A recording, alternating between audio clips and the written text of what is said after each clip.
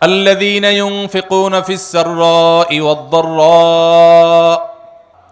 সুখে দুঃখে যখন তাদের সচ্ছলতা থাকে তখন, আবার যখন টাকা পয়সার টানাটানি থাকে তখন সব সময় তারা আল্লাহকে খুশি করার জন্য যে জায়গায় দান করলে আল্লাহ খুশি হবেন, ভালো কাজে, অসহায় মানুষের সেবায়, মসজিদ মাদ্রাসায়, কল্যাণমূলক কাজে, সাদকায়ে জারিয়ায়, যে কোনো ভালো কাজে আল্লাহকে খুশি করার জন্য দান করে। দুনিয়ার মানুষের জন্য কাছে বাহবা পাওয়ার জন্য না, দান কার জন্য হবে? আল্লাহকে খুশি করার জন্য।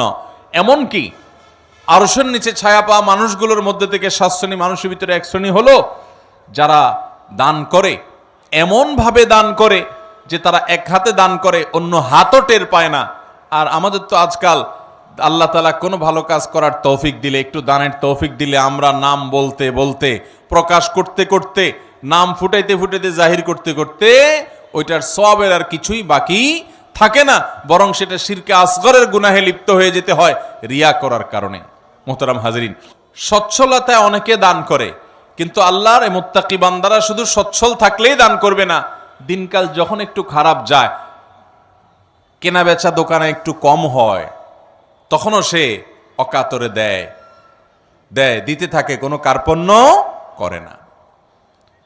তাহলে এই বৈশিষ্ট্যটা আমাদের, যার মধ্যে যতটুকু ঘাটতি আছে, এই মাহফিল থেকে, মজলিস থেকে আসুন মনে মনে নিয়ত করে নেই যে ইনশাআল্লাহ এখন থেকে আল্লাহ তাআলা আমাকে যতটুকু তৌফিক দিবেন ওখান থেকে আমি কিছু আল্লাহর রাস্তায় দান করব, আল্লাহকে খুশি করবার জন্য দিব।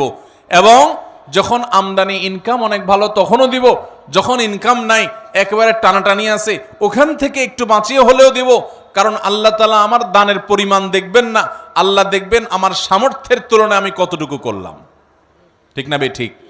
ভাইরা আমার, সাহাবা একরাম যা দান করেছেন রাদিয়াল্লাহু তাআলা আনহুম আজমাইন, তারা যা দান করেছেন, আজকের যুগে এমন বহু লোক বাংলাদেশে আছে, পৃথিবীতে অনেক দানবীর আছে যারা এত কোটি কোটি টাকা, মিলিয়ন মিলিয়ন বিলিয়ন বিলিয়ন টাকা আল্লাহর রাস্তায় দান করে, দিনের কাজে দিয়ে দেয়, মানুষের সেবায় দান করে, হয়তো ইখলাসের সাথেও দান করে।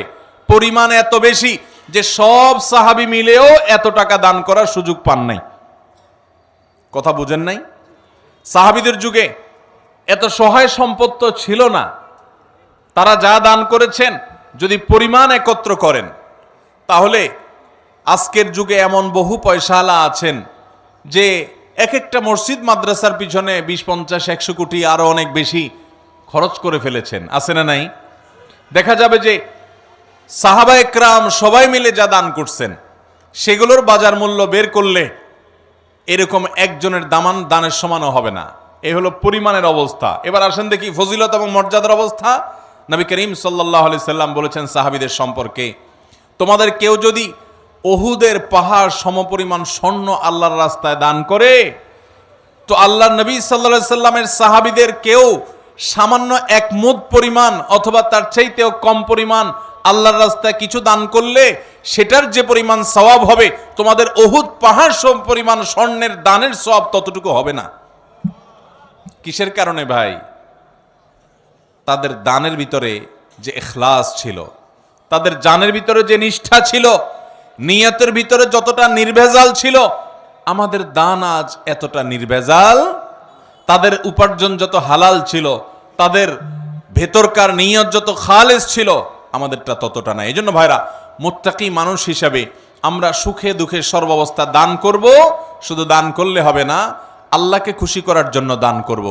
আর্থিক ইবাদত, পয়সা করে দান করলে এই ইবাদতটার মধ্যে ভেজাল বেশি ঢুকে।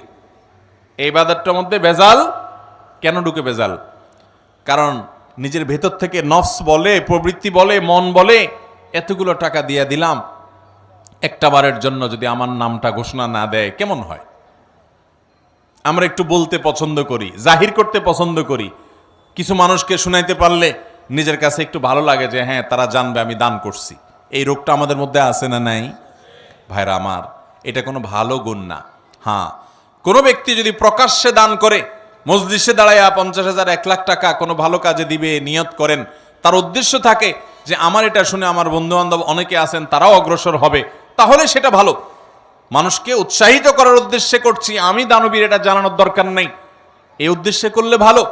কিন্তু ভাইরা আমার, কিছু দান থাকতে হবে যেই দানগুলো আমি জানি, আমার রব জানেন, আমার স্ত্রীও জানেন না, আমার বন্ধু বান্ধবও জানেন না, মা বাপও জানেন না, ছেলে মেয়েরাও জানে না, এরকম কিছু দান রাখার চেষ্টা করতে হবে ইনশাআল্লাহ। আপনি গোপনে গোপনে একজন গরিবকে নিয়মিত টাকা পয়সা দিয়ে যান, একটা গরিব ফ্যামিলিতে নিয়মিত কিছু চাল কিনে দেন, নিয়মিত কিছু ভালো কাজ করেন, একটা মাদ্রাসায় কিছু টাকা নিয়মিত দেন। আপনি জানেন আর আপনার মালিক জানে, পরিবারের কাউকে জানেন না, বলান না, এরকম কিছু নিরালা, এরকম কিছু নিবৃতে দান করার চেষ্টা করব তো ইনশাআল্লাহ। আজকাল ফেসবুকের যুগ, ইউটিউবের যুগ, সোশ্যাল মিডিয়ার যুগ। 2-4-10 টাকা দান করার পর ওইটা জাহির করতে করতে, পোস্ট করতে করতে, ওইটার জন্য লাইক কমেন্টের ধান্দা করতে করতে আমরা আমাদের আমলগুলোকে বরবাদ করে ফেলি। ঠিক না ঠিক ভাই? অতএব সুখের সময় দান তো অনেকেই করে, দুঃখে কষ্টের সময়, টানাটানের সময় আমরা দান করব তো ইনশাআল্লাহ। যতটুকু আছে ওখান থেকে কষ্ট করে দান করব। অনেক সময় কষ্টের সময়ের 10 টাকা সচ্ছল সময়ের 10,000 টাকার চাইতে বেশি উত্তম হতে পারে। আল্লাহ দেখবেন যে আপনার আছেই 100 টাকা, সেখান থেকে আপনি 10 টাকা দিয়ে দিয়েছেন, আরেকজনের লক্ষ লক্ষ টাকা আছে, সেখান থেকে 10,000 দিছে, অতএব তার চাইতে আপনার ত্যাগের পরিমাণ বেশি।